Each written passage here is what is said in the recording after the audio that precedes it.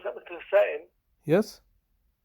Hi, I'm Dr. Connolly from the Safe Haven Service, the GP at Bradford. Is it convenient to talk? Yeah, it is, yes, that's fine. Would you mind just confirm the first line of your address, please? 20 Primary Way, Bradford. Got BD2 4RT. That's correct. Still right? Yeah, that's right, yes. Super. The only reason I'm ringing, Shazad, is that we've noticed that you're now eligible to go back to a regular GP practice. Did you get our message about that? Yes, I did receive some letters, but unfortunately I'm not in a position to take up any GP services at this moment in time, simply because of ongoing proceedings. Ongoing proceedings with who? Well, there's various outstanding issues. Obviously, as you're aware, we were unilaterally. I was unilaterally removed from the previous practice. Yes, I remember talking to you about it. Yeah, pardon? I remember talking to you about it, but it was like in May time. You and I had a phone call. Oh, did we? Okay, all right. And the circumstances were highly unusual. And my primary concern, because obviously they had made like false allegations and found a loophole. As you're fully aware of, if somebody's being verbally abusive, they have a right to call the police. The police were never called. I was never abusive to them. But what concerns, my primary concerns are this: that not only on that GP practice, I'm a carer for several family members. They have different GP practices, and I've had to raise numerous issues of concern because the third party keep on interfering with the patient-doctor relationship. And so since I've got you on the phone right now, maybe you can help me. Who do you mean by the third party, Shazad? Well, if you can help me understand this, like if I'm your patient and you're my doctor, and I can authorize someone to act on my behalf to speak to you, can't I? Yeah. Yeah. That's usual. That's not unusual. That's not unusual, yes. But outside of that exception where I authorize somebody to speak on my behalf, under what circumstances can you discuss my my medical records with a third party? Under some very select circumstances, if the welfare of a child was at risk, or if there was a risk of some serious criminal problem, that sort of thing. Oh, okay, all right. If we thought, okay, all right. There are, but mainly it's, as you're implying, that it's the patient themselves that has the right to say you can share this or you can't share this. Yes, I mean the problem I have. But, if the welfare of a child or a vulnerable adult were in question, then those are what we call safeguarding situations. Yes. And the importance of getting safeguarding things right overrides this very important principle about confidentiality. Okay. And it's this. We almost never give information to the police without someone giving permission. But if the public were at risk, or if there was some serious crime, yes, then occasionally the police get information. But mainly we keep it confidential because that helps to build the trust between the patient and the doctor. Yes, I mean, Shazad, can I just point out? I'm not too surprised to hear that the things that you were concerned about previously are still unresolved. But the fact that they're unresolved doesn't mean that you should stay with our service. Well, I'll explain why. It might actually be. I think it will be better in your best interest to now return to another GP practice, but not the one that you're at. Not the one that you fell out with, or that fell out with you. Okay. Well, I mean that is That's my main message today. Yes, People I understand. Stay with our service for 12 months. And you've done more than 12 months, so it's your right to return to a normal practice, and that should be better for you. Okay. So thank you for explaining me my rights, and I was trying to I understand your position, but you've explained to me my rights. I mean, I also have a right not to take on any services, don't I? You don't. Well, absolutely. You don't. You're not forced to. You're quite right. Yeah. So I'm currently your GP, yes. and and I want the best for you. Okay. And therefore, I'm making a recommendation that you walk into a practice that you haven't fallen out with, that serves your neighbourhood, and ask them to register. And okay. If they don't want to register you, I will make a phone call to them to help them explain to them why they should register you. Okay. Because you're not a dangerous person, Sajjad. I am not a dangerous person. You're right. Unfortunately, but as my doctor, you've been left in this service, which is for people who are dangerous or people who are criminals, and it's not helpful to you. Yes. I'm hoping. I know we haven't seen much of you over the last few months. I'm hoping that's because you've been a well person. Well, actually, we can't predict whether you'll be well next year or the year after, and therefore it'll be better for you. Well, actually, Doctor, the reality is this: that I've been recently suffering. I've been very, very ill. But I have previously, when you've mentioned the conversation, the doctor-patient relationship is foundationally based on trust. Without the trust, there is no relationship. So, because ultimately, I'm trusting you to give me some chemicals that I'm going to ingest. And, if I don't trust you...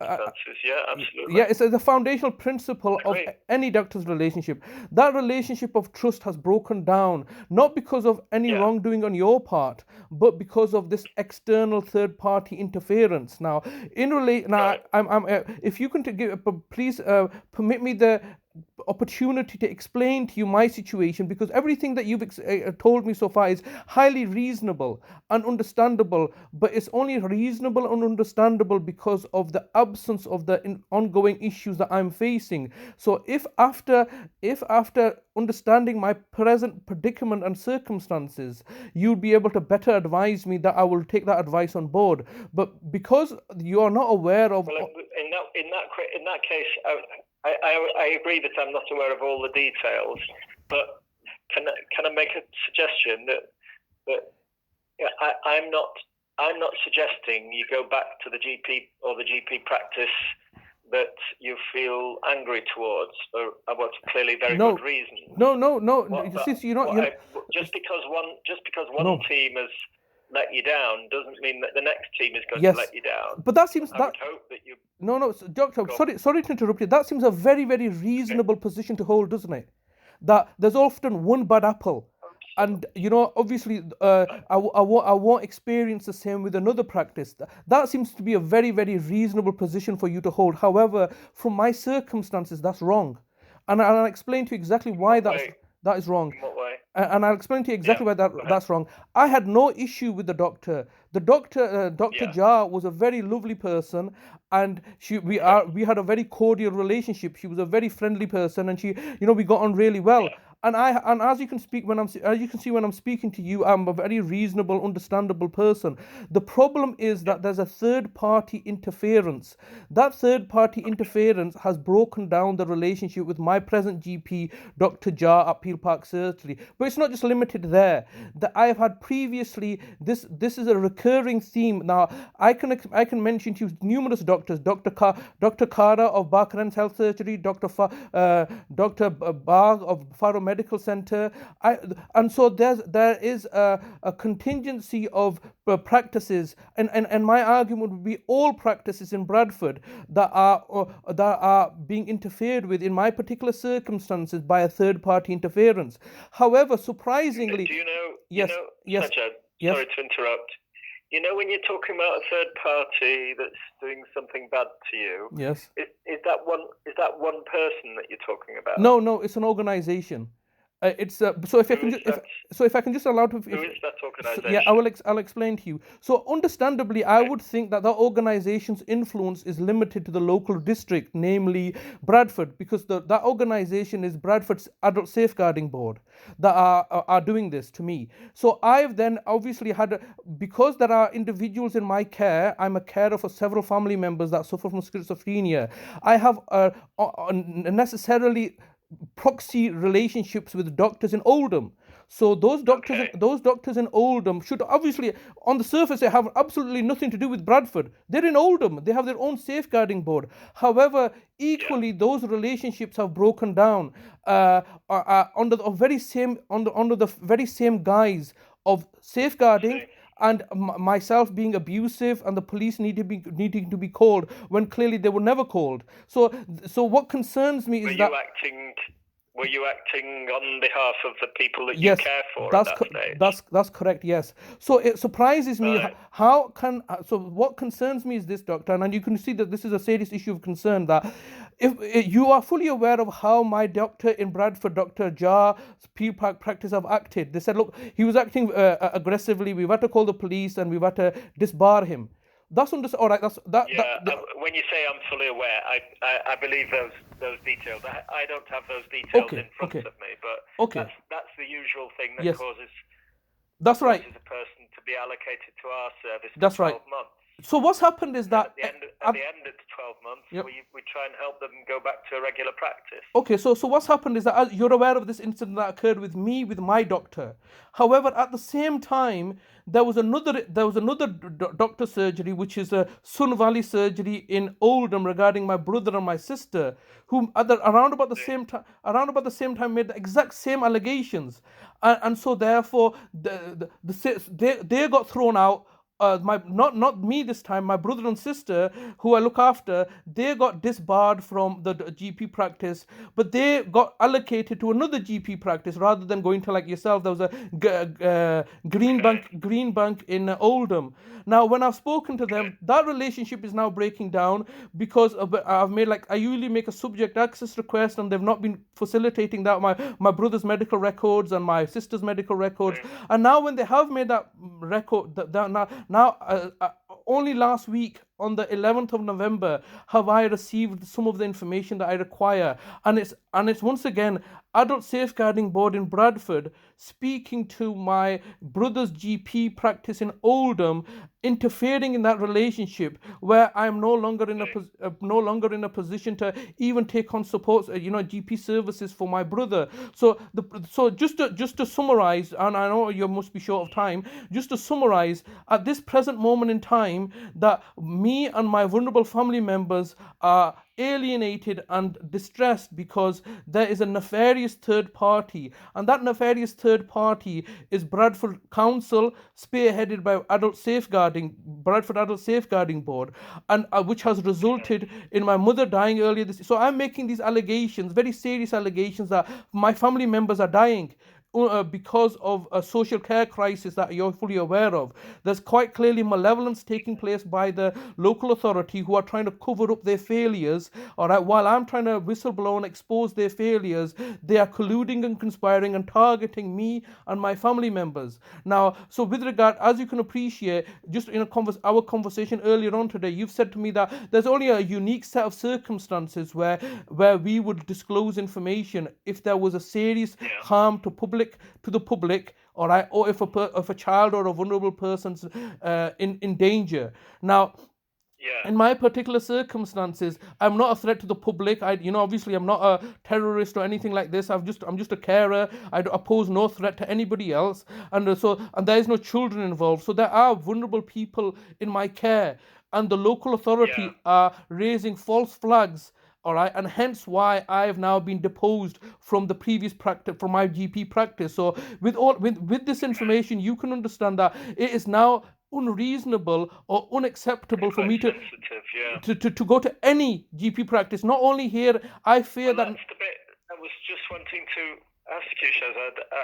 It is really helpful for you to give me that extra background, because I've been wondering, why does Sajad not come to see us or not call us, and why, when we try to contact you, you don't seem to be taking steps to move on to another practice. Most people, if I could just explain about what happens in this particular practice, most people stay with us for a year, and usually the sort of incidents that have caused them to be allocated to us don't recur, and then we get to know them a bit, and then we help them move on to a new practice, and everybody's happy. There are some patients who have their own problems, and they do get angry with us, or they start getting aggressive or violent, and then we have to keep them on our service. But we're always a bit conscious that our service isn't as as comprehensive as a regular GP because of the security arrangements we have to make. Therefore, we feel strongly that patients shouldn't have to stay with us longer than is necessary. And I know I keep a check on all of our patients, and I have a look to see when they've come up to the first anniversary of when they've joined us. And then I usually try and contact them or write to them, or I get my team to phone them, and we help them find a new practice. Sometimes that's difficult because some people have fallen out with more than one practice, but mostly because we're in an urban area, there are different practices overlapping their practice areas. And I'm just a bit conscious that now I'm having phone calls and conversations with people who joined us last November and last December. Actually, you've been with the service since August. So you could, if you choose, be benefiting from building up a relationship of trust with a new practice. However, I do recognise that you may be anxious about that because of your previous experiences, but I hope we would be able to support you as you do that, because that will be better for you. Okay, so look, doctor. I mean, what you've explained to me, like I said, is once again very reasonable and understandable, and is how the system should work. And it's there. See, I'm with yourself because your system is designed to deal with aggressive individuals. If I was never aggressive, and if somebody's made a false allegation under a false flag, and I've ended up with yourself, you understand? It's like I'm not utilizing the system properly, or I'm being put into a situation that's untoward. So but you and I, there's very little you and I can do about that now, is there? Okay, no, that's fair enough. But the reality is this: that the options that you're giving me, there's one from my perspective. Like you said, I've not contacted you. I've not engaged with yourself. I've recently been very, very ill. All right, I've been at death's door, but I am scared to approach you. All right, I'm not only scared to approach you. What way have you been very ill? I believe that I've been given food poisoning, so it was very, very severe. I've recently recovered from it. I believe an attempt has been made on my life. Now that sounds very bizarre, and I can understand from from a disjointed person like yourself. Somebody deliberately poisoned you. Yes, I think there's a deliberate attempt to be made on my life. Now, can you understand that? I understand that as a reasonable person, that doesn't happen normally. And who am I attempting to say that somebody's tried to poison me? Not any individual civilian. The very third party that I'm mentioning is hounding me to a point where I'm living in fear of my life. And previously in January this year, my mother's died under unusual circumstances, and this all comes back to the local authority, Bradford Council, and the Adult Safeguarding Board. With respect, I live in fear of my life. I live in fear of even approaching any healthcare professional. And the worrying aspect of this is that I'm still caring for a vulnerable adult who has serious issues of mental health that I can't act on his behalf. And the very system that's designed to help and cater for us, like I'm a carer, my brother's a vulnerable person, the safeguarding board is there to help us, but they are the ones that are trying to kill us. And it's just that we find ourselves in this very bizarre situation where, if I have an issue, I can go to the police. So I can go to the police. Well, I've still got. I hear your concerns. I'm quite concerned to hear the severity of them. Yes, they are very severe. What occurs to me is that you perhaps need help with those aspects. But this is the problem, you see. So this is the problem. Who do you go to help? I agree. None of us can predict whether we're going to be ill next week, next month, next year. But your argument, the people that you feel strongly are being malevolent towards you, that's not the local GP practices, is it? No, sir. Look, the reality is this: that my question is, no, sir. Would you be willing to choose a different GP practice? I think not Peel Park Surgery, but one of the others that serves your locality, BD2, and get registered with them so that you can bring these problems to them. Sir, when someone is living in fear of their life, I'm living in fear of my life, and I'm disappointed that you're coming across as a very reasonable, intelligent person. Now that you're acting with not being intellectually, you're being intellectually dishonest with me. The people that I'm living in fear of, the people that I'm living in fear of, as I've explained, is Adult Safeguarding Board. Safeguarding the very essence of what we've discussed earlier, that allows you to put aside your Hippocratic oath to your patient. All right, that very same board. It's not the Hippocratic oath; it's the duty of confidentiality. Sometimes, okay, but even in those circumstances, it's usually with discussion and informing the patient. It's quite an unusual situation, but it's true that adult safeguarding situations can sometimes override the common law duty of confidentiality. Okay, but can you understand that process my point, Shazad, is that all of those things are important and clearly very concerning to you, but it doesn't make it logical to not register with a local GP. It does, and I'll explain to why you're being intellectually dishonest, because it does make logical sense. Now, as I've explained, if I join any GP practice, not even in Bradford, even in Oldham, and now I'm left in a situation where I can't join any GP practice, because there's nothing stopping the same malevolence people saying that there's a safeguarding issue, we want access to his records. So can you understand that? That's why I believe that you're not looking at from my perspective, that it doesn't matter which GP practice. I'm now left in a situation where both me and my vulnerable siblings have no access to any GP practice. So the bottom line is this, that I've recently been given food poisoning. All right, I've been very, very ill, but I've still chosen not to approach a GP. So it's not in my, because what did you do instead when you were ill? I just prayed to God and survived. All right. God.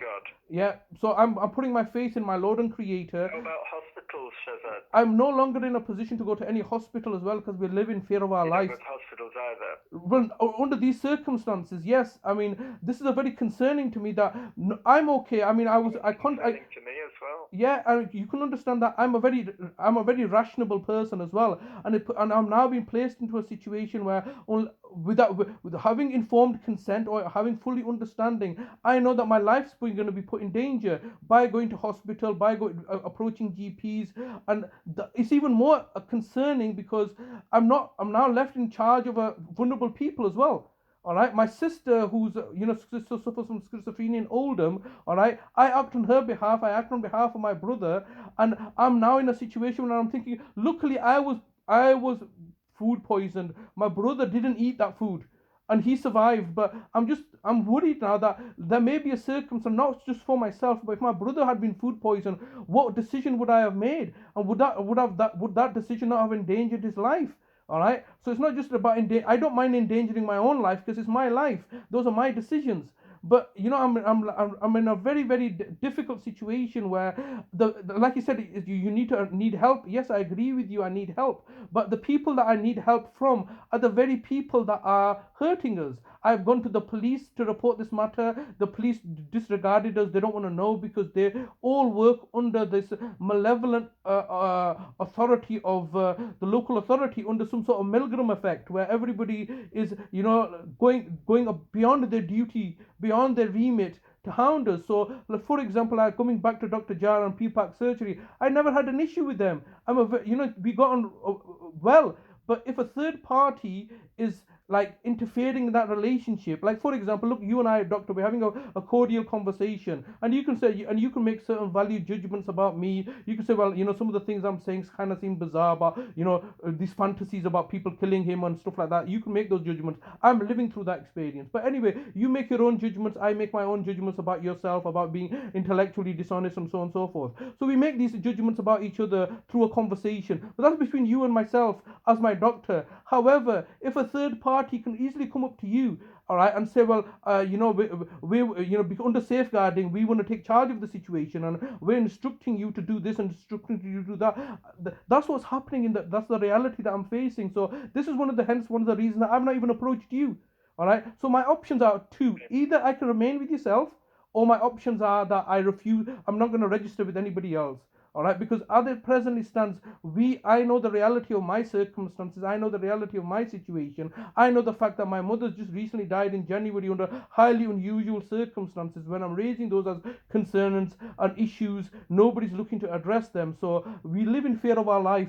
And that's a decision that you're going to have to make, doctor. You can either remove us so we don't have any GP practice services, but I will not, at this moment in junction in time, I do not feel comfortable being registered with any GP practice because of, I know the fact that on numerous previous occasions, even in GP practices in Oldham, there are third-party interference. Until that third-party interference ceases and desists in targeting and victimizing me because I was trying to whistleblow on the systemic failures in adult social care in Bradford, then I feel I live in fear of my life.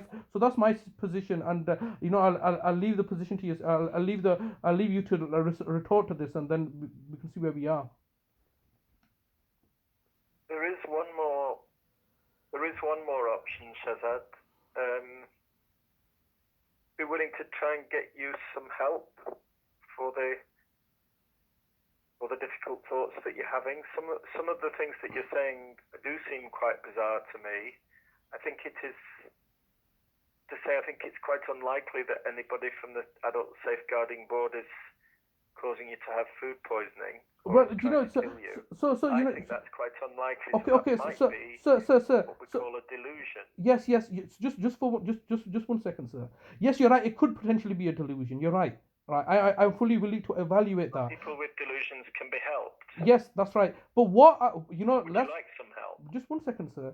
What would if that could be true, isn't it, as well? You are a fully intelligent person. You've no doubt read about reports regarding the systemic failures in the police service, the corruption, like the Sarah Avarad case, and all these other ongoing things. So, and the Jimmy Savile case, and so you're fully aware that yes, it's highly unusual. Where the authorities have failed. Yeah. Usually through neglect rather than malevolence. Yes, I understand. And the reason is under my particular circumstance, I'll tell you why it's malevolence rather than neglect. And you're right. It usually is neglect rather than malevolence. The reason that they are targeting me is that, just for your information, I have been a carer for the last 20 years. So I took on the role of a carer into the year 2000. So it's 22 years that I've been a carer. And as a carer, both my parents suffered from dementia. I have 2 brothers that suffer from schizophrenia, and a father that suffers from, and a sister that suffers from schizophrenia. So on the surface of it, on the doctor, you can say, well, here I see an individual who has a family history of mental health problems, and your understanding would be that, oh, well, I'm going to go down that delusional angle because I can think, yeah, well, he's got a family history of mental health schizophrenia. Maybe he's also acting delusionally. So but there's also another angle which you're failing to give credence to, because if I'm delusional, there's a solution to that. You can offer me psychotherapy help. There's a problem, and you, doctor, have a solution to that problem. And that problem is that you're going to offer me some help, mental health, some therapy, so on and so forth. And there's a problem, and there's a solution to that. However, the converse which you're failing to entertain is the fact that the local authority, through my long-standing relationship with them over the last 20 years, I've had to necessarily engage with them. I know them fully. I know their systemic failures, and the fact that I look to whistleblow upon them, they have then all colluded together and trying to victimize me and trying to persecute. There is a remote possibility that could be true also. It may be far-fetched, but there are unusual circumstances, and I'm saying I'm that exception. So if that was the case, let's just say for argument's sake, that was the case, and the local authority were acting with the malevolence because they're trying to cover up their own systemic failures and are targeting me, what possible solution could there be to that problem? So you're asking... I'm asking you as a reasonable, rational person. Well, if it were true that they are targeting you and trying to kill you, yes, that you living in fear of your life was a real, because your life really is in danger. Yes. Then I would have a duty to try and expose and resolve that. Yes, and I would argue to help you assist in exposing this. All right, you do have a duty, yes. And obviously the problem I have is that I've gone to the police I've gone to both West Yorkshire Police. I've gone to Greater Manchester Police. Last year when this was happening to me, I actually approached from September to December last year. I was in Oldham. I was living with my sister. I went to the police several times saying, look, my mother's life's in danger. So because of this targeted approach, they were targeting my mother at the time. I could not see her. There were court proceedings taking place. There were judges involved. The senior high court was involved. So I went to the. Can you understand? How are you gonna help to expose this? Because in my personal circumstances, I am doing everything that a reasonable, rational person would do. I'm approaching the police. And not only have I approached the police, I'm very eloquent in writing. So I've written to the police. I've recorded my sessions with them. I've highlighted that my mother's life's in danger. Please do something. And I'm not just wrote to the police constable. I wrote to the chief executive of the police force in Manchester and explained to them, look, my mother's life's in danger. They're going to try to kill her off. All right. That sounds highly delusional. They dismissed it, and then all of a sudden, the local authority got the High Court judge, Court of Protection, to give a vaccine to my mother, and within days she died. All right, and I didn't get to. I was not involved in her funeral, and they barred me from seeing my own mother. Who does that? And they took over the care of my mother at height of the pandemic when there were restrictions. So I know from my position that the first and easiest route for anybody to say is that you're mad, you're crazy, or you're delusional. That we all do that. We all say, well, this sounds highly bizarre. These circumstances are highly unusual. Like, for example, these things don't happen. All right, but I'm trying to explain to you, doctor, in the best way I can do vocally, that I live in fear of my life because of serious issues happening. The local authority, the circumstances are such that the local authority, Bradford Council, and myself, Bradford Council being the fourth or the fifth largest authority in the UK, are now at loggerheads where we're in it's either them or me, and for them and when I say it's either them or me, obviously they can end my life. I can't end the local authority. I didn't catch that last bit. You said Bradford Council, and then you said something. I didn't catch the words. So it's either them or me kind of situation. They've created. Oh, it's either them or me. Yes. Mm-hmm. So the situation is this: that either they can kill me off, and that's end of me, isn't it? But I can't kill them off because they're a fictional organization. They're not a person. And so, and the reason the reason that situation has arisen is because of that.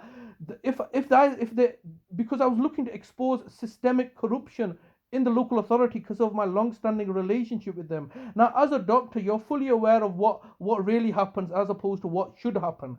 Now, because I was looking to expose systemic corruption in the local authority, they've all colluded together and conspired and are targeting me. Now, on the one hand, that looks very different to the fact that they are saying that they're a city of culture. All right, they've won the bid of 2025 City of Culture. There's a difference between what persona that the local authority exudes out to the world, that we're a benevolent, authority that abide by the law, and the reality of the situation that me and my vulnerable family members are facing. Where, for example, like this is another unusual thing that's non-delusional.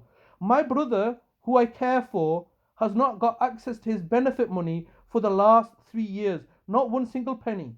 Now, so I usually take care of his money, or he's authorized me to act on his behalf. So that's not delusion, is it? There's benefit money. Everybody's entitled to benefit money. All right. And so therefore, everybody's entitled to benefit money. He's entitled to his benefit money, yet the local authority have taken his benefit money and won't give him his money. My brother said to the local authority, just tell me how much money you've saved, and they give it. We're not even going to tell you how much money we've got of yours. So that's a highly unusual situation. Similarly, I've recently been targeted, as I've explained, that somebody tried to give me food poisoning. I know who the individual was, but I know the motivation was the local authority from behind. So you can say that's kind of delusional. But I tell you what's not delusional. Who was the individual? The individual was a relative of ours, okay? So, like I said, I don't want to delve too much on this. I will have this conversation with you if you feel that it's delusional. But since you're making the argument that it's delusional, yeah, you're right. No, I didn't say it is delusional, but some of the things you're saying could be delusional. Yes. And I just wanted to explore that with you. Well, let's explore this. Whether you would like to as to whether you would like to get some help with that. Okay, well, I don't think I am delusional, and I'll tell you, explain to you why. And you help me can understand this. Realise that. Yeah, and I think most people that are delusional, what's the answer, would you like to get some help with that? Well, just 1 second, sir. Most people that are delusional don't say that they don't accept that they're delusional, do they? No, I agree. Yes. So there has to be an external, some sort of external measure of delusion, doesn't there? Well, that would be nice, but I think it's more a pattern of features as opposed to an external measure. Okay. Well, the reason I say it's the other thing we have to, I may not be able to solve many of these things here and now, Sajjad, but what I'd like to try and establish, I think you've told me pretty clearly, as to whether you can see that it's in your best interest to register with a local GP, and you've made it very clear that you're not willing to do that because you feel that the local GPs are in some way colluding with Bradford Council. Sorry, that's not correct. Not just the local GPs. I feel any GP, because as I mentioned, there's GPs in Oldham as well that have colluded, and I have evidence of this. So yes, that is the. And we are GPs here at the Safe Haven Special Allocations Service. That's correct. Yes. Are you? Yes, and that's. Are you saying you would? Are you saying you would rather not be registered with us? Well, as it presently stands, I'm registered with yourself. I do not believe that the local authority as yet have colluded with you. But I'm now in a predicament that if I, at least I have a GP in case of an emergency or something like this. If I say I don't want to be registered with yourself, where that leaves me in a worse situation. Yeah, that's what I'm pointing out. Yeah. I'm hoping you're not going to ask for that. No, I'm not asking for that, and I hope you're not going to delist me. All right. No. If I thought delisting you was helpful, I might have done it when we couldn't get through to you on the phone previously. But I've asked the team to keep you on as a patient until we could have this conversation and try and move it forward, because I still believe that your best interest is served by registering with a local practice. I believe build up trust with that practice. So the thing is, this is where I say you're being intellectually dishonest, because I've just explained to you I don't even trust you. All right, but in the absence of not trusting you, and the reason is nothing to do with your own conduct and behavior, is because of this third-party interference. I've just explained to you the fact that the question of trusting a GP is now gone out the window. All right. That there is never going to be a relationship of trust that I can build with any GP, knowing the fact that in this conversation you've told me that safeguarding is an avenue that can allow the services to be hijacked, in essence, as has proven to be the case with me. And this aspect of safeguarding is an confidentiality can be overridden in certain specific circumstances, including where the safeguarding of a vulnerable child or adult is. Yes, and can you understand that process can be abused by somebody as well, can't they? Somebody could make a false flag. I think it could be abused. Yes. That doesn't mean that it has been abused. I believe it has. So this is where the distinction lies. Yeah, I realise that. I believe that numerous occasions. I think what you're saying. Sorry to interrupt, Sajjad. I think, correct me. Can I just check to see if I've understood you correctly? Yes. You don't want to register with another local practice because you don't trust any of them. No. Sorry, that's not correct. It's not that I don't trust them. I don't trust the safeguarding board of abusing their position of raising false flag safeguarding alerts to malevolently interfere with the GP's duty of care. So it's not that I don't trust them, but I do understand that. Sorry, go on. Okay. And you've asked me not to delist you or deregister you, we would call it. Yes.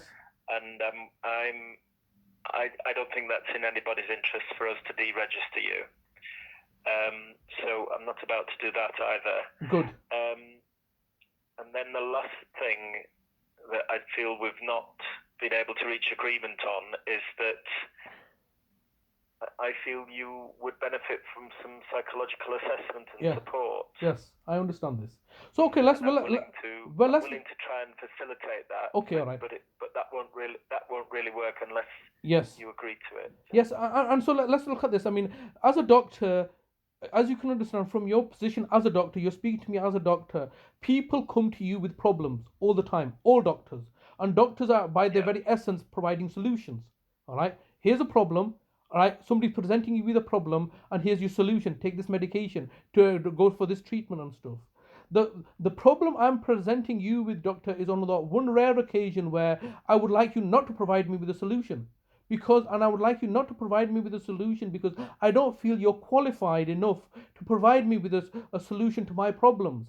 My problem is specifically that I'm a whistleblower on the local authorities' malevolence. I'm being subjected to malevolent actions. That's not something that's not a medical issue. So that's not a medical issue. It's not something you can provide me with a solution to. You can then jump to the conclusion that it might be a psychological issue that we can provide you with help with. And as you may or may not be aware, in the past, when this malevolence has not happened in the last week or last August, this malevolence has been happening for the last 10 years. And as you can see from my medical records, in the past, I have gone on I myself have put myself forward to seek psychological help. I have approached the Bradford District Care Trust. All right. I think you're saying there that my suggestion is not helpful. Can I just ask it from a different perspective? Okay. Jed, you've made it clear that you feel certain that you are a victim of malevolent processes. So let me just clarify. I'm a victim. Sorry. Let me. The adult safeguarding board is. I'm just trying to make a summary. Okay. So you feel very certain about that. Yes.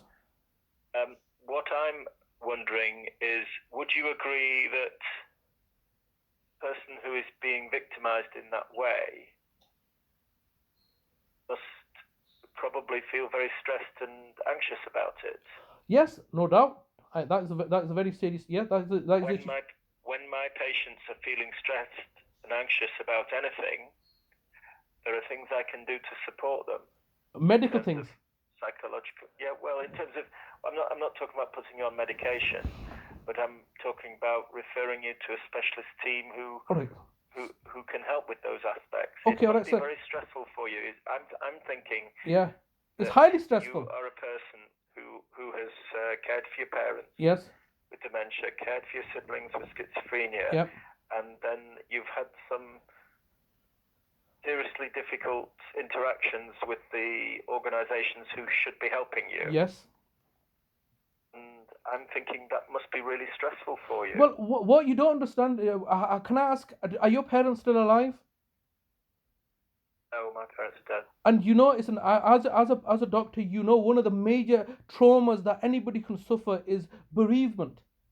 You accept that, yes? It's a highly psychologically flawed thing. Now, under normal circumstances, bereavement occurs when somebody dies over natural causes and we have an attachment to them. But under my circumstances, my mother died in January this year, and she didn't die of natural causes. I've screaming out to everybody and anybody, especially the local authority and the council and the judges and everybody else, that my mother was murdered. So it was under normal. Can you understand when you say the word "I'm under distress" or anxiety?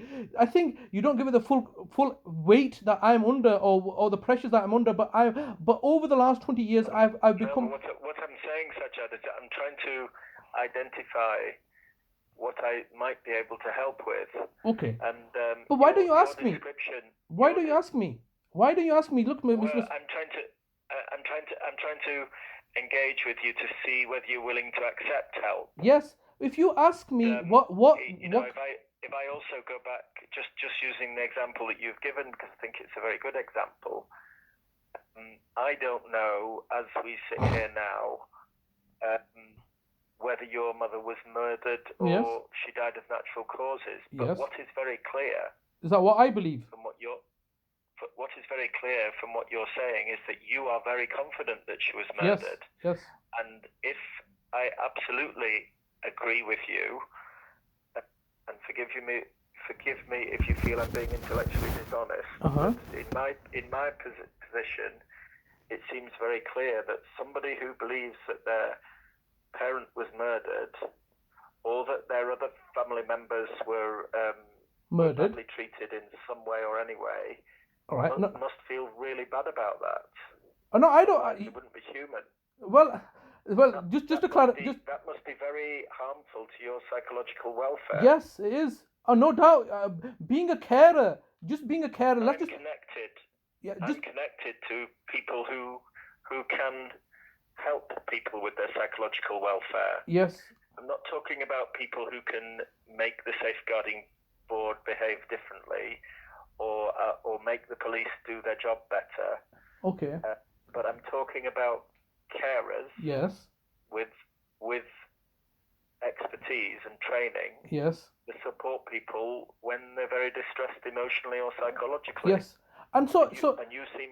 Yeah, go on. On both occasions I've spoken to you, you seem to be very psychologically distressed. Yes. So, this is hence why if I'm going to effectively say to you that you're being intellectually dishonest, I need to back that up. And the reason I back that up is that, can you understand, throughout all these nuances of what I'm saying, that what happened to my mother, and just for your reference, my brother was equally murdered in 2014 by the council. It's been an ongoing issue. My father was murdered by them. These seemed highly delusional. I can understand from your perspective. Okay, that's fair enough. But this is the reality. Sorry, just to be clear, both your mother and your father and your brother were murdered. So yes, my brother was murdered in 2014. By the local authority, but and my father, when my father died, he died in 89 in hospital. I was not sure that was murder then, because it was like murder is all to do with intent, isn't it? It's all to do with intention, right? Yeah. People can die.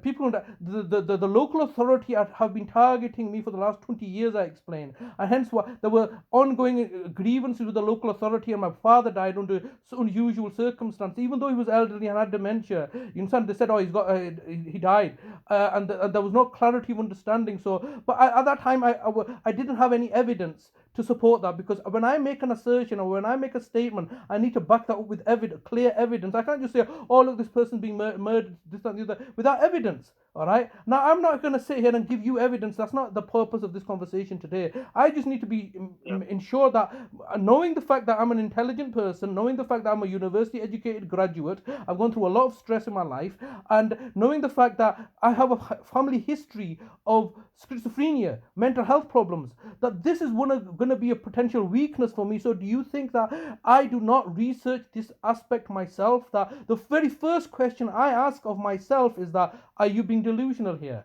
Are you allowing, are you under stress? So I'm doing that evaluation process myself. And also with regards to one of the nuance between everything I'm saying here today is quite clear. So let me say this succinctly. In my opinion, all professionals, all right, that have a duty of care have been abusing their position. Otherwise, I wouldn't have ended up in this situation. From your position as a professional, you're going to tell me, well, I've never abused my position as a doctor. And maybe that's true. Maybe you've never abused your position as a doctor. But you cannot make that same argument for every single other professional. And I know from my end of the perspective that every professional that I've had to dealing with must have abused their position of authority and power in order for me to make the allegation that my mother's been murdered or my brother's been murdered or an attempt has been made on my life, because that simply cannot happen if people are not abusing their position of authority. And so that's a fundamental difference here, where there's a cognitive dissonance in your mind, where you cannot see past the fact that professionals in positions of power and authority can and do often, more than likely, abuse their position of power and authority. So a doctor like yourself, and I can give you many examples of the Harold Shipman case, but that's just one isolated incident. There are many, from my perspective, all people in positions of power and authority not only have the potential, but often do abuse their positions of authority and power, because that only under those circumstances can I make the allegation that my mother's been murdered or my brother's been murdered, or there was some nefariousness in my brother's case, or now recently that an attempt has been made on my life. That I can only make those allegations where in a world where everybody's abusing their positions of power and authority. In your worldview, nobody abuses their positions of power and authority, because you don't. Yeah, Sajjad, I don't think it's fair for you to comment on my worldview. It's helpful for me to hear your perspective on things, but we're not here to judge me. Well, Well, I'm not here to judge you. I'm trying to look, sir. We're having a conversation. I'm trying to understand when you keep on saying things like when I say you, I mean any reasonable person. So I've made the allegation that my mother's been murdered, or an attempt has been made on my life, or my brother's been murdered, and there's suspicion on your part because you also have a worldview, don't you? It's not just that's shared that you come from. You come from a worldview where everything is professionals, paid professionals, don't often abuse their positions of power and do their job properly. Yes, that's your worldview. No, that's not my experience. I meet a lot of people who do their jobs very well, but I also meet people who don't work hard enough or always do the right thing. Okay, but so have you met people? I can't believe that members of the public can be let down by services, but it's quite hard to believe that 3 of your relatives have been murdered and you've been poisoned. Yes, I understand. Look, I'm the first. It's quite hard for me to believe. And that's a very reasonable position for you to hold. If I was you, I wouldn't believe me. Okay, that is a very reasonable position for you to hold. But it doesn't change my reality to me, though, does it? All right, because that is where I was coming from. Yes. Really, Sajjad. I will have to go on because I've got some other patients that I need to call. Yes. But what I was trying to identify with you. So doctor, I mean, what would be that? Assure you is that I can readily accept that it must be very distressing, really distressing, to believe that your close relatives have been murdered over a period of years and that people are still trying to murder you. Yes. That must be really distressing. It is.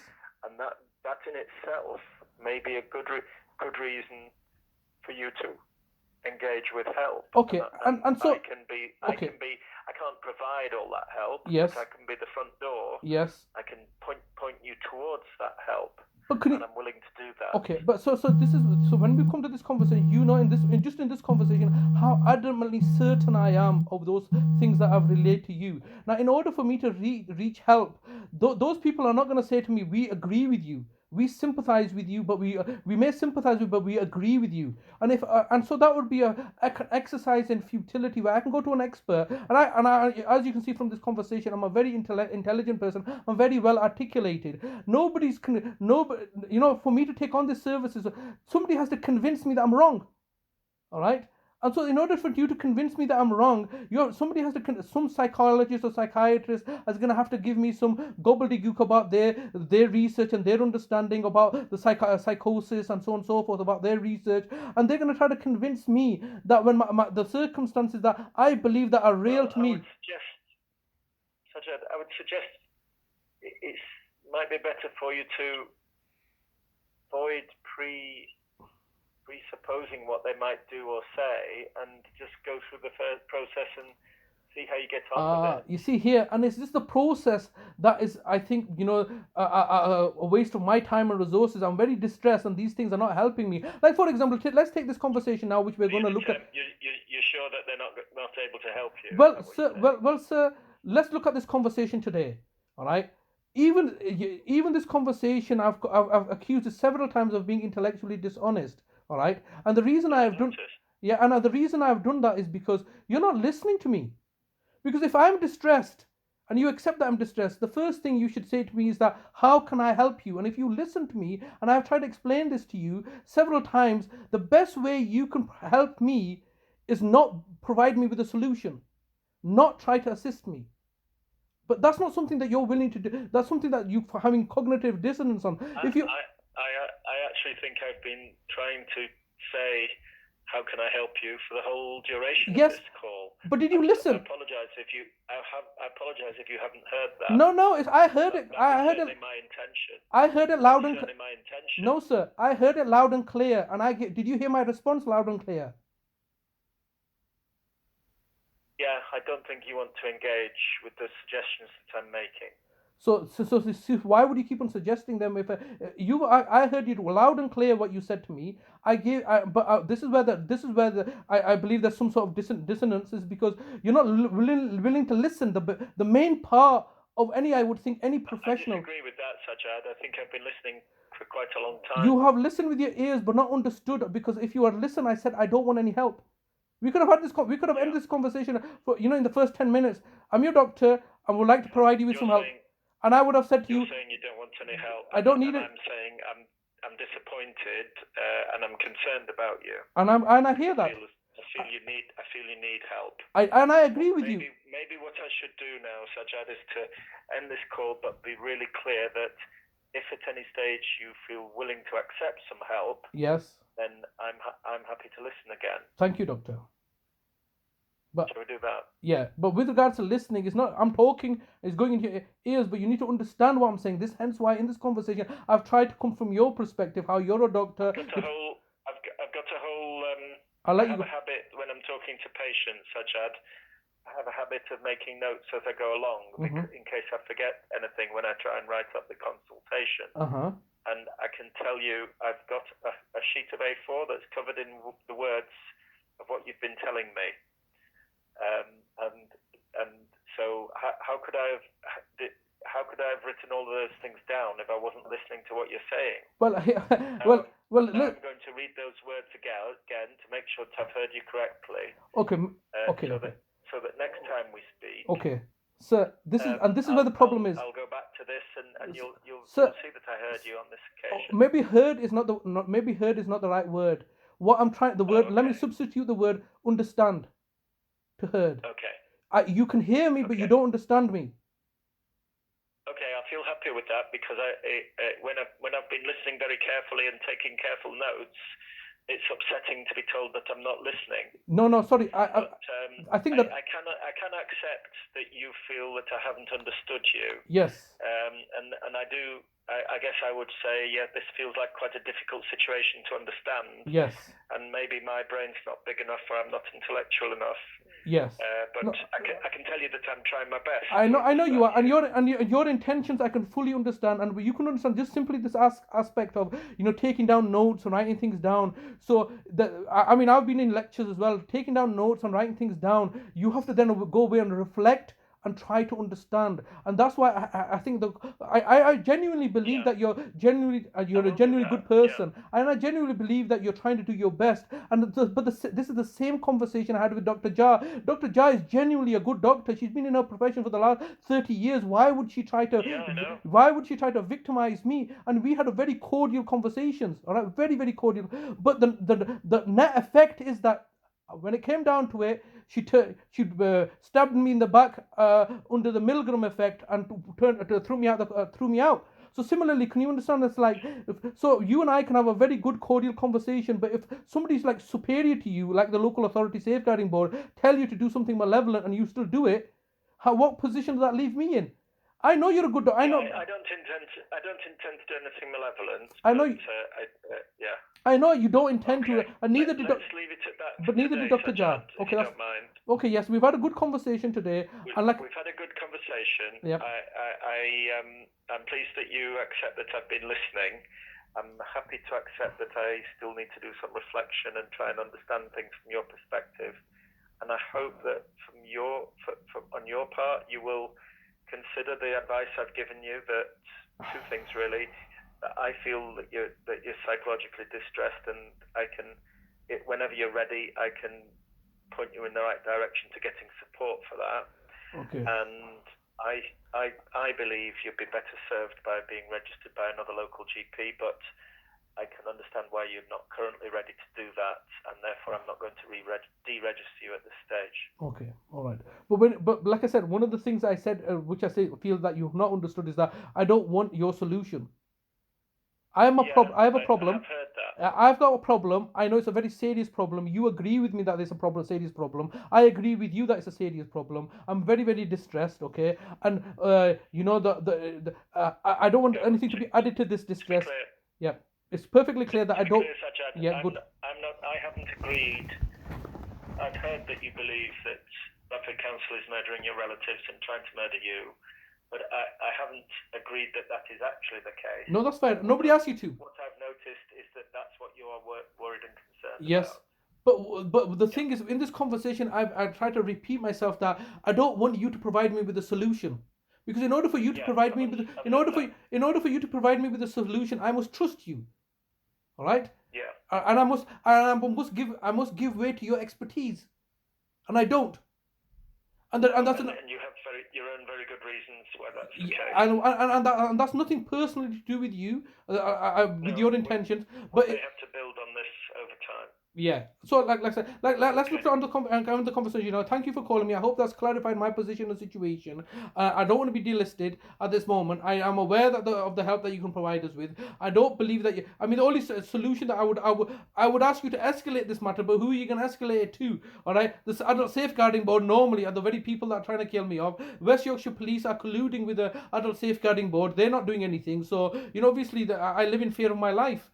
And I live in fear of my brothers and sisters' life as well, because I'm their primary carer. We've been brought into this situation simply because I look to whistleblow on the systemic failures of the local authority, and they're very powerful and they've got much influence and they're targeting me. And I think that you don't need to believe anything I say, but it's my intention to make this public, and I'm going to try to convince the whole world that my version of reality is the truth, and I'm not delusional. Yeah. Okay. Okay. Thank you, sir. I understand. Okay. Goodbye. Thanks for talking today. Goodbye. Thanks for talking today. Okay. Bye-bye.